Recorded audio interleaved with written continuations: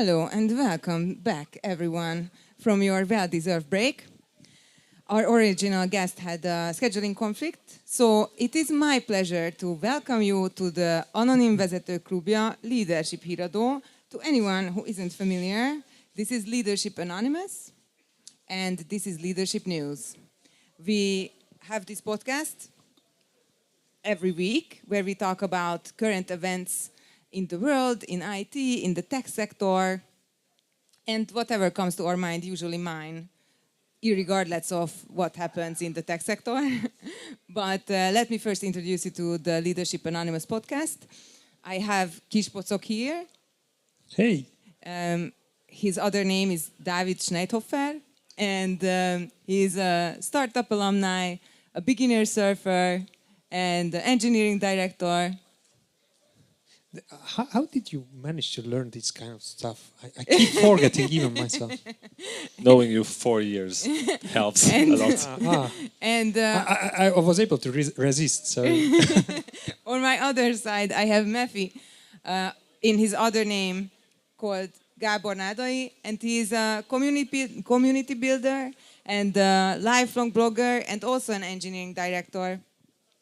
And we've been doing this podcast for 4 years, avkpodcast.hu, usually in Hungarian, but now for your sake in English. And for our sake also, it doesn't hurt us to practice. I am Fancy. My other name is Karolina Tóth. My other name in the world out there, but our real job is the podcast. So I am Fancy. I'm a cognitive scientist turned high-performance IT coach turned sports dive leader.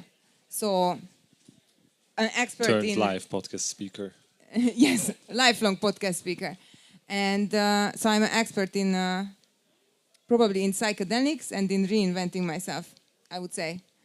We're not going to cut this out, don't worry, guys. It's going to be totally honest. So today we have the leadership news in English, which is something new to us. But we are excited to talk about all the events that are happening in the world. Is there anyone here who is listening to the podcast in general? so Or everyone is new?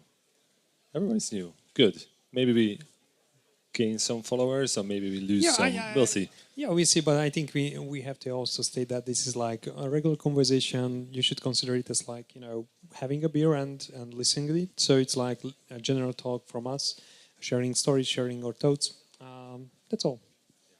And also we are at the craft conference. So if you are just watching this video on YouTube or listening to us on your regular podcast channels like Spotify or Apple Podcasts, then you should be aware that we are at a festival-like event for the IT sector and having a lot of fun and talking to really interesting people from our speakers. And mostly our topics cover AI. Yeah, and the reason we started this one, because the original podcast was a monthly basis, and we can talk a lot. You won't necessarily know this because we only have 45 minutes, and after that the microphones are turned off, so there's a hard limit. But our recent episode, which was about hiring as a manager point of view, was I think 3 hours and 40-ish minutes, and we actually stopped the recording because our back was in pain after recording for 4 hours. So we wanted a short one, which is on a weekly basis, and it's a little bit probably less preparation. Most of the time we're talking about news, what's happening in the world. Not always leadership, but sometimes leadership, sometimes AI, and sometimes software engineering. And I brought the first topic, which is anatomy of an AI native org. And, What is it? Yeah, so Tell us. for 30 years, software orgs were shaped like a pyramid. It would be nice to show the pyramid, but I can't show it to you, where most headcounts sat in the middle of that pyramid, basically doing the translation work. That's most of the time software engineering teams and everyone working around them. So they were basically translating what the business wanted to achieve to a language what us nerds could understand, so we can tell the computers what to do. And the article states that because of AI, this translation work is not unnecessary anymore. It's just becoming super cheap. And I loved in the article that most of the time we are talking about how code is becoming cheap and how features are becoming cheap. But the article is actually saying that the translation work is becoming more cheap. And that's obviously, this is what we are seeing, resulting in that pyramid shape is actually getting a little bit narrower in the middle. And then the article, I'm not going to read out the whole thing because usually after that we just share a brain fart on the whole thing. But basically the article goes on how should you build this AI native org and what are the roles there and what is the ideal headcount and stuff like that. But you know, do your stuff. Yeah, tell me something. So is the argument that instead of the pyramid we are gonna have a column? No, it's more like something starting to a pyramid, then it's a column, and then it's half of a pyramid. Yeah, I'm very bad at trying to describe the way this. you should imagine there is a picture. So in the top of the pyramid is a Y. You know, company Y's exists. What they wanted to reach, right? In the middle section is like a what. So what you wanted to achieve, and in the below that is the how, right? And there is a in the top of the how question is like there are the managers, right? They are translating between the business and the engineering, just to sake of this conference. And there is an interesting lines I wanted to read it, call it out. Look at this. So if a manager isn't contributing to the why, the what, or the trust system that holds the how, it's hard to say why they are doing it anymore. It means it's like the managing stuff, because you know, if you were a manager and you became like a good manager, that means you were able to efficiently translate the needs, the manage people, and you actually solve the translation part of the company. But it's that's the bad news for us. It's like it's solved by agents, solved by, because it's like translation. It's not really necessary more, or not on the same level as we had before. So therefore, the amount of managers are needed, or the managers who are actually just transcribed, or not transcribed but translated, that's no longer needed. That's the article is about. I think that's gonna be like a token maxing versus laying people off kind of thing, and then soon whoever wrote the article will realize that probably you need managers in order to have meaningful communications between people and teams and individuals and project assimilations. But that's just my take. Yeah, but I think also the article states that it's probably a false prophecy that you don't need managers anymore, because as a manager, I wouldn't say whenever that. I said it's like the role of the management is it would be different. yeah, And also the size of them is less exactly. But I'm not saying you saying that. I'm Oh, okay, saying sorry. a lot of CEOs Oh. telling that in companies that these are not necessarily something you need anymore. But whenever, as a manager, I join a meeting, I always feel that the problems are still the same. So it's not. There was a very limited time in my career that I had to go into a meeting with software engineers, for example, and we had to solve a technical issue, because I always found that software engineers are pretty decent in solving technical issues. Issues we had to solve and management needed was always like collaboration, how teams are working together, how business logic should be different or not clear or whatever else. And yeah, I can help in that, but I'm on the side that it's, but I'm biased because I'm working as a manager, so I'm also trying to comfort myself with these sentences. But it's yeah, usually there is a section then people are so it's like calling out these managers who are denying the fact that there is going to be a change. Oh my God. So usually it's a people problem and not a tools problem. And I think a lot of teams have faced this in their lives. They're gonna be like, oh, we are gonna fix this with a double blind feedback system that anybody can sign in from through a VPN, so that nobody is gonna know who the feedback is coming from. And then people are gonna be able to give honest feedback. And then you're just gonna be like, no, dude, like, let's teach people how to have a tough conversation, and then actually not rely on the feedback system, but have conversations like people, and not wait with your feedback until, it's an apocalypse. yeah. So I think we need managers. That's my stance. At my current company, the feedback system works in this way, so it's completely anonymous, and everyone who is giving feedback during the feedback cycles add the last line to the feedback, which is, please feel free to share my name next to this feedback, because it doesn't make any sense that, okay, but who am I receiving this feedback from? Oh, you don't need to know that. You just need to know that there's a feedback and you can't communicate it afterwards. But yeah. I might wrote it, I might not. Yeah, maybe AI. Maybe it was me. AI was giving you feedback. Okay, in other news, Apple is developing iPhone anti-snatching feature that locks stolen phones immediately. And it's super interesting because I think iPhones are already not, I mean, they are stealing iPhones for sure. I'm not saying it's not happening, but I'm not sure if you try to actually sell an iPhone, it's not that easy to get rid of yourself from that iPhone because it's already locked to your account and no one can do anything with it. So I'm super interested in how the instant locking is going to happen. So for example, if I'm handing over the phone to you, is it going to lock it itself, or if only if you're putting it into your pocket, or? But I'm still confused because it's like people are, selling as part of it. So it's like you couldn't sell it. It's just a brick of something if you stole something. Yeah, and you shouldn't. I mean, you're not able to do Yeah, that you because shouldn't the steal Apple. it, yeah. I mean, yeah. I mean, I'm not telling who am I to tell that, but iPhones work in a way that each of the components in an iPhone, it's actually encoded for the given iPhone you have. So, for example, if you take out the display from an iPhone and you're trying to add it to another iPhone, it won't let you unless it's done by a certified repair shop who has the right in an admin panel to click it through that. Yeah, it can go to that iPhone. Seems okay, but it's like if you are heading to a Nagyvárad tér, someone will solve that issue in a minute, I guess.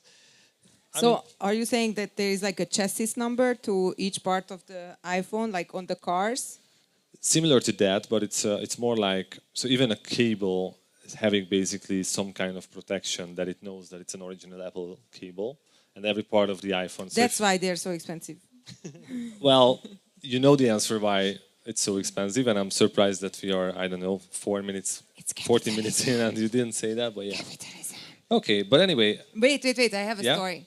First of all, my iPhone was stolen once, and it was about to be sold to someone, but I was in my friend's car on the passenger seat, and I was looking at my laptop with the Find My iPhone app, and when I haven't seen it for 20 minutes, we were just like driving on the street, and I saw like an iPhone shop, but it was not an official iPhone shop, but like a like a mobile service, whatever, like sketchy neighborhood mobile taken apart. And I went inside, and someone was coming outside with an iPhone that looked like mine, except without the case. And I registered it, but I was going inside immediately, and I just like rambled onto the shop owner. I was like, my iPhone was stolen, I'm looking for it. Blah, blah, blah. It was an iPhone 14, or I don't know what this is. And he's like, yeah, that guy, he just left with it. And I ran outside, and then I caught the guy in the parking lot, and I stopped his car, and I was like, sir, I am thinking you have my iPhone. And he admitted to it, and we honor went you inside. For your bravery. We went inside, and he admitted to it that he found it, and it was in the pocket, and it was already like uncoded or whatever. I don't know how to explain it, but it like the premise was that he was gonna be able to use it when he gets home because my account was taken away from it, but. Then we ended up settling the situation there, and I took my phone, and in the car I was restarting it, and it was, it restarted like nothing happened. And then after a few minutes, it started beeping and going crazy, saying that it has been stolen and it belongs to Fancy Carolina, and, you should return it to the owner. So then I had to look for my Apple ID or whatever, which whoever remembers their Apple ID.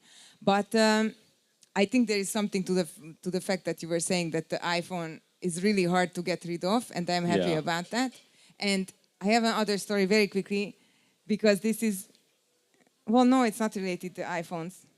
But yesterday I was at a coffee shop, sorry. This is how this leadership news is usually like. they let me ramble on for a few minutes.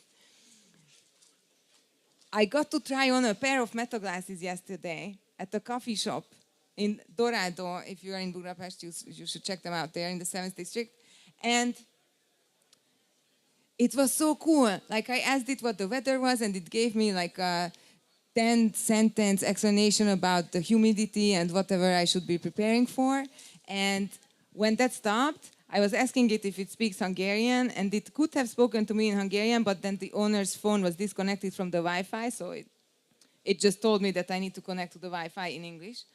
But when he reconnected to the Wi-Fi, it was playing background music, what the owner had been listening to. And I was like, this is the perfect thing. Like, finally, I can have background music to my life. People are not going to be like, oh, that douchebag is listening to, oh, sorry for cursing. That unreasonable person is having their AirPods in their ear. And now I can just wear these glasses and listen to music all day. I was like, this is amazing. We live in the future. I told you so. I'm disappointed in this story because I was waiting for the plot twist that you stole a metal glass for yourself after the iPhone stealing story. But I honor you for your bravery because that takes some courage to go after someone who just stole your phone. But yeah, I think that's the case with this, that hackers are always one step ahead. So whatever Apple is trying to do, there's always going to be a way to jailbreak a phone, or probably they had something which was blocking Wi-Fi and cellular signal in the meantime, and when you left the guy with his blocker in the car, probably then it was instantly getting back to Wi-Fi. But hackers are also good in getting to other people's Instagram account. And the easiest way, until a couple of days ago since it was fixed, but the easiest way to do that was to start having a chat with Meta's chatbot, which is basically probably instead of support people because they are too expensive. And someone was able to talk so much to the bot. A replacement. The replacement bot, yeah. People. They were able to talk so much to the bot that eventually the bot believed that they owned the specific Instagram account and they provided access to them. So they were able to snatch basically an Instagram account through this fantastic Meta chatbot. Yeah, but they are so helpful that they are even disabled multi-factor authentication. So you were able to log in with your Great success. With your newly generated codes, and also just you had to state the email address. So it's not tightly connected to the account, but you're just clearly saying that, hey, this is my email address. Please send it there, and that's it. That's it. This is not the future. I don't like this. No, this is the present, actually. No, this is the past because it happened like a couple of days ago. But yeah, I think you're running away from the sun. And I envy you a bit because it seems like this is covering something, but let me tell you, it's not. So it's the present, Fancy. This has happened a week ago, or I mean, I'm not sure when it happened, but the news was like 2 days ago or 3 days ago or something like that. So isn't it really crazy? Like, one day I am in a coffee shop asking some Americans to try on their Meta glasses, and I feel like, oh my God, this is amazing. Like, I love this. Like, the glasses actually like whisper to you, like no one else can hear it. It's your own personal background music. It's your, agent to help you, what the weather is like. I didn't think of any other questions that I would like anybody's help with. But I thought, like really this is amazing.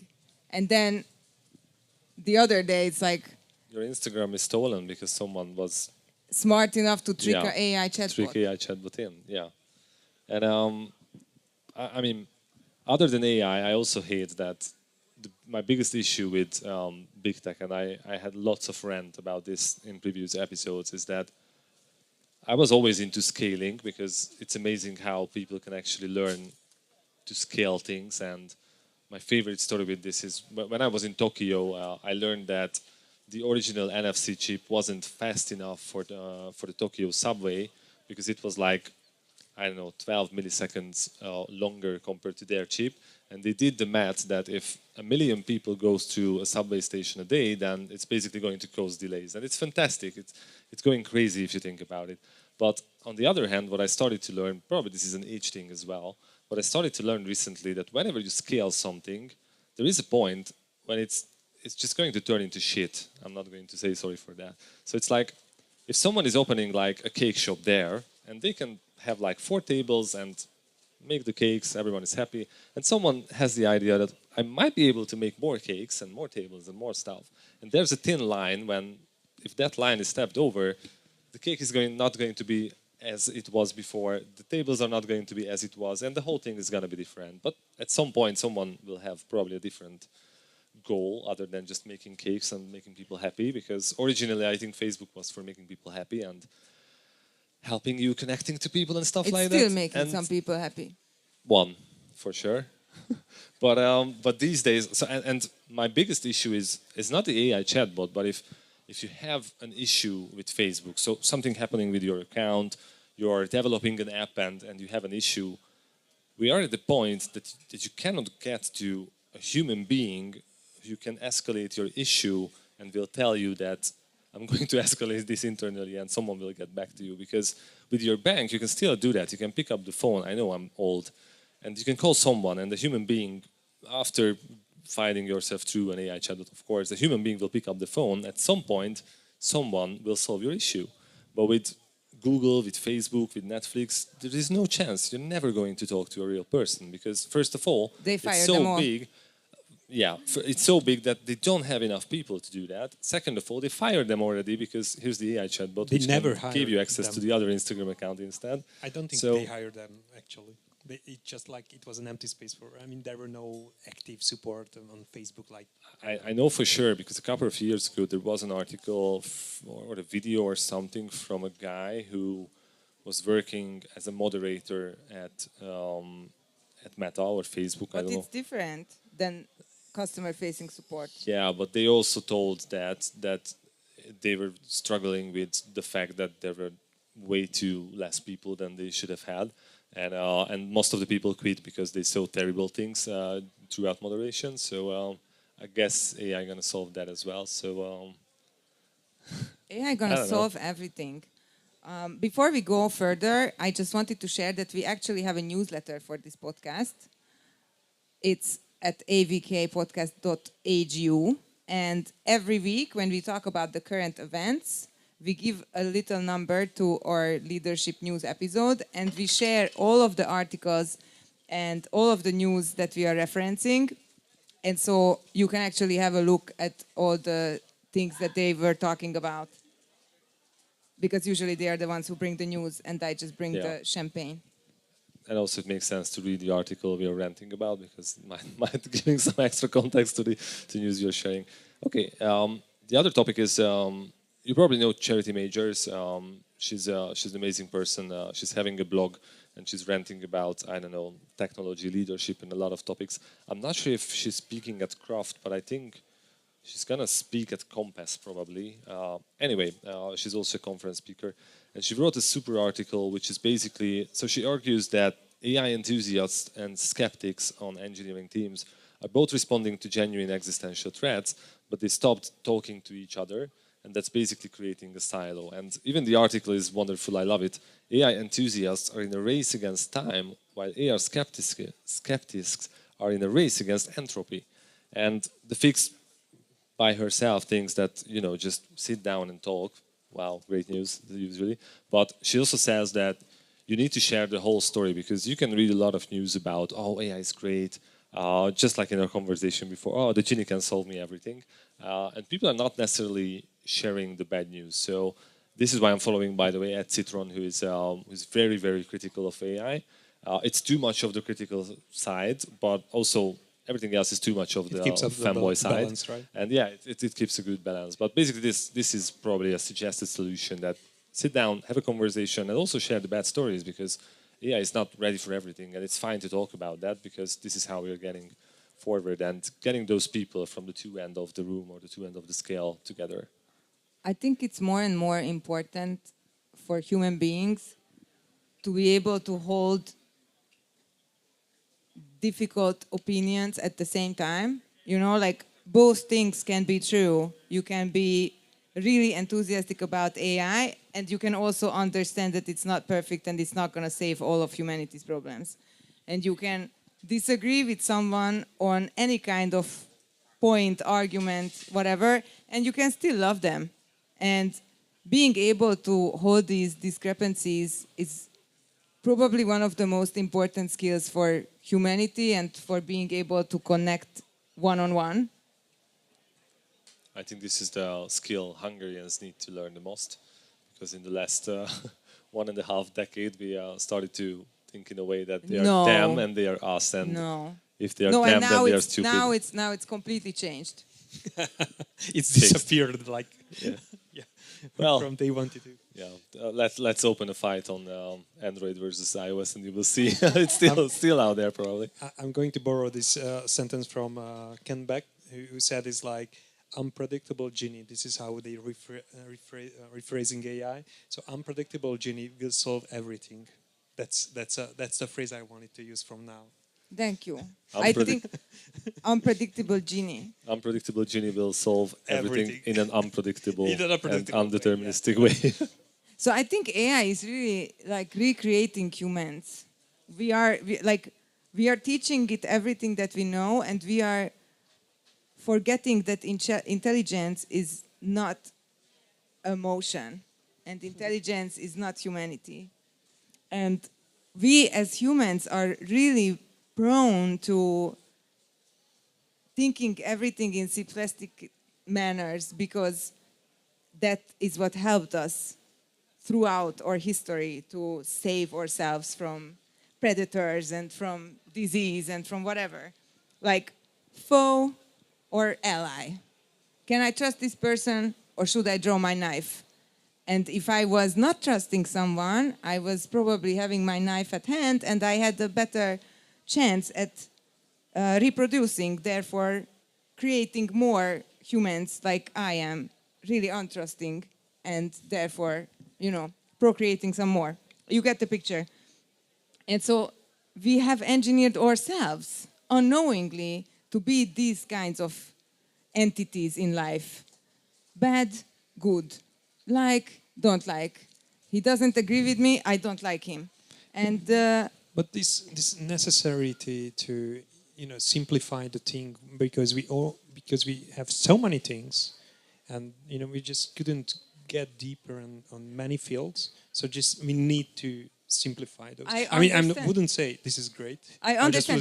I just say what I offer is that you create a space in your head where you actually understand that it's not that simple.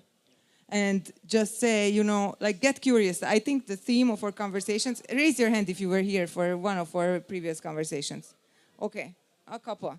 So for anyone who hasn't been here, the theme has been that curiosity should be the driving force behind software development and behind personal development and behind AI development. And I think that comes to your personal relationships also. Like maybe the death of love is when you stop being curious about your partner and you start expecting them to behave in certain ways, and then you say, oh, that's just how they are. And then you are not in love anymore because you're not curious about them. I just went on a spiraling rant. Sorry. But this is my opinion about love currently.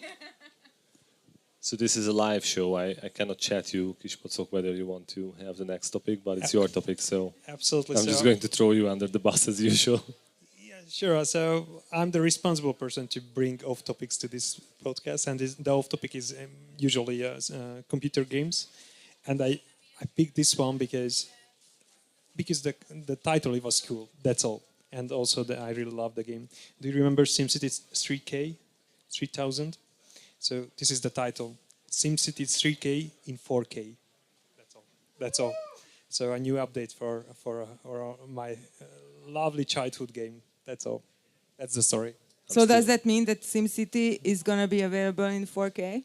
Yeah, it's just like a visual upgrade, upscale. Not just as upscale. They just literally changed every. How's it called? Render.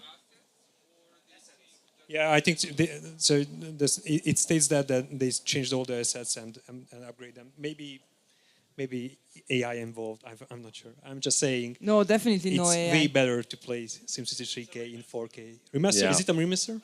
Hopefully. I think it's not going to be like the Grand Theft Auto San Andreas remaster when there was this screw which turned into a donut because an AI was doing the remastering of the images, and they were just going nuts. So yeah, you said childhood game, but I'm still playing. Well, that's a large sentence because I'm not having that amount of time to play. But when I play, I still play with SimCity. It's usually get cities into a phase when I can just let the UFOs go on them and do the party, and then just quit the game. It's a pretty old link from our backlog, so I just had to check it. But it's like it's just a patch, so no upgrades. It's just like someone who was desperately wanted to play in 4K. That's all. But thank you for them. I have two things to add. One, we should for tips for better living from Fancy. So we should all look for our inner child. And I know that also sounds like really spiritual and unwarranted, but I'm a cognitive scientist, so bear with me. I think that children are in a different state of mind. And I've been actually canceling my gym membership and going down to the playground to jump rope. And a lot of little children at the age of like this, they finally we have video and people can, I like this. So there are a lot of children like that, and they are so amazed with everything. And I just think it's a key to a happy life to keep your sense of amazement at whatever comes your way. Yesterday I was playing at the playground with the children after I did my 1,000 jump ropes, and we were watching a snail cross the street. And I didn't realize snails were so fast, but it was actually fast in my opinion. And I was just like happy with the 2-year-old, excited about the snail crossing the street. And it was great. So if for you it Sims or SimCity that helps you find your inner child, go ahead. But I also urge you to go outside and maybe spend some time in nature. And the other thing I was going to say, Mefi, what should you do when you're not detail-oriented enough? I am going to derail that with another topic because I had something as you were talking. So two things. I think my recent understanding is that kids know everything and parents are making them forget those things. So I just realized a couple of weeks ago that I always had the idea that I can't really tolerate cold weather and I'm very much into hot weather. And that's true. But then I realized that most of my childhood memories are not memories of me feeling myself cold or the weather is getting cold, but the memory is that I want to wear shorts, but my parents told me that no, it's gonna be too cold for that, so you have to wear long pants. And I'm going back from school and dying and sweating because it was too hot. So kids just know these things. Even with food, it's like kids know how much they should eat, and parents are like, no, you have to eat the whole plate. You can't leave the table until that. Because kids are in tune with their intuition. I am also promoting a talk that's coming after this one where we talk with Evelyn van Kelle about the human intuition in the age of AI and if there is such a thing and how to use it. But I think that's what kids' superpower is. They are so unbothered by everything. Yeah. They are, I don't care, I want to wear shorts. And they wear shorts.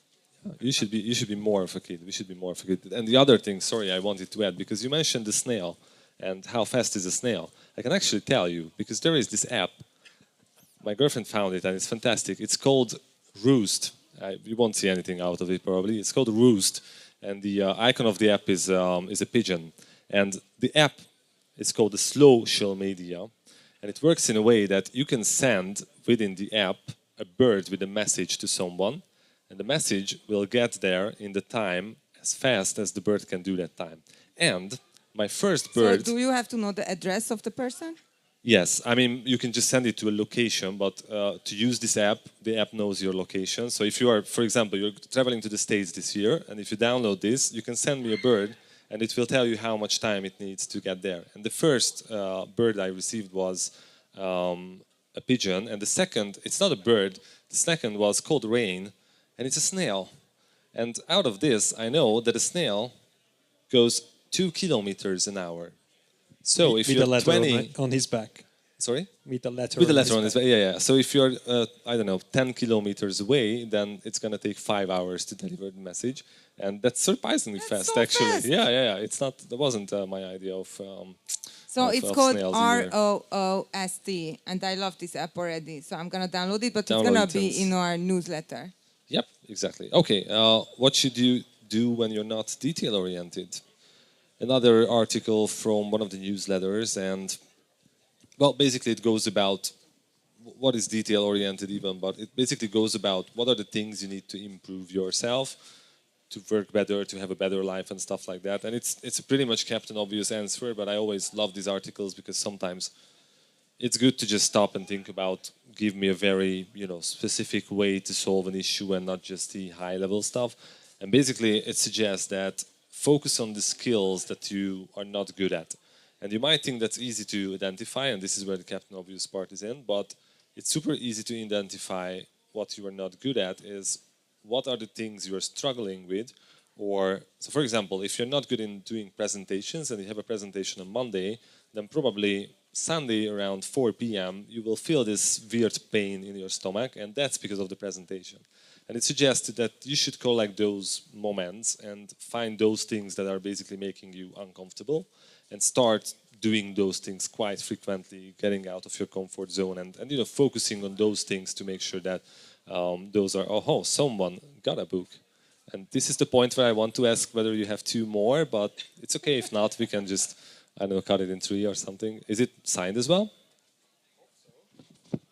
Oh, it's Drum rolls. signed. It's In our signed. current So we just events, get the Software Wow. Fejlesztő kézikönyve. It's a Hungarian edition of the Gergely Orosz book. Wow. Yeah. Guys, it's a hardcover. don't buy books, become podcasters and receive Yeah, them for free. Going on with the quote. So Or anyway, become kispocok and receive them for free. I just asked them to, hey, do you have an extra one? And they and just, you were kind enough to ask for to the two of I us. can or- try. I can try. you Let's could. count how many You should more have we need. the proper phrase that you should have. But anyway, so the article suggests to find those things, start doing those things, and this way you're actually going to unblock yourself because those things are not going to get in your way to get a new opportunity to do what you want or and so on. And I know it's somewhat of a Captain Obvious thing, but I really like the hands-on kind of suggestion that you can just start doing right now. But also, it's like because you mentioned the feeling behind that. If you urge to do something you actually hate, that's I think very easy to see that your body is responding the way that hey, it's I'm not feeling well or I'm tired or whatever, right? These are the symptoms of something might be happening, and I think we should be more. We should listen to more about the body what we have.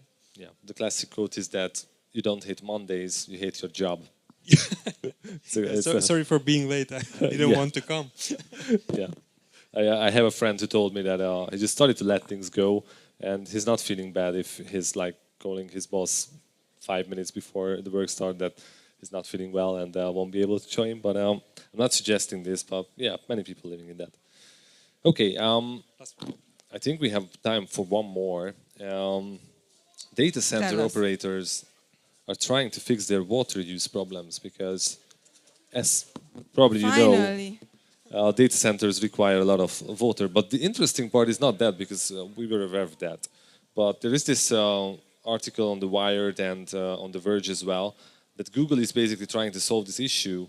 And basically, right now there is an estimation, and there is a Hacker News thread about this as well, that this whole water thing was a little bit too, I don't know, too much of a hype, and it's actually not that heavy as people think it is. And that was the point where I probably that's like the current age skepticism coming out of me, but I was like, okay, who paid for that? who was behind that idea? And I just don't trust those people who were saying that. But anyway, the argument right now is that it's actually not that so much of water what we told, but also Meta, Amazon, Google, they're all trying to solve this because they don't like the not necessarily the water issue, but I think people's opinion on how much water we use for asking ChatGPT what's the time. I think this is the right time to So get pouring into the money, capitalist section. pouring money on it to make the public opinion better of you is what's happening. Yeah, but that is always what's happening. It doesn't change the fact that this is what's happening, and drinking water is like an actual big thing that is gonna creep up on us in a little while here, unless we solve it with AI. I was in a conversation a couple of weeks ago where people said that no, technology will solve that. Not necessarily AI, but technology will solve that. It might, I don't know. But in the meantime, what you see is that water is getting AI to the centers are using it. most sensitive resource these days. So yeah. Wanted to say something? No? No, I mean it's like partially already solved by the I just couldn't say the English terms of here, so that's why I stopped here. How to make make useful seawater to drink. Oh So yeah, yeah. that's so it's like 10 years ago we just talked about there is no way to do that, and nowadays it's just like Yeah. it depends on the energy availability and Depends all. on how much you're willing to pay for it. I mean, if you don't have water, you have to pay whatever it takes, right? So, and there are certain, actually, are very And today we are essence that, not worrying about what happens if the seas are going to be gone. But 10 years from now, we can start worrying on that as well. But I don't know. I'm not an expert on the topic. Go on. But thank you for joining us for the leadership news, the episode from the Craft Conference by the AVK podcast.hu from Anonim Vezető Klubja. With love to you. Thank you for joining us and see you in about 15 minutes. Thank you for joining. Bye bye. Thank you.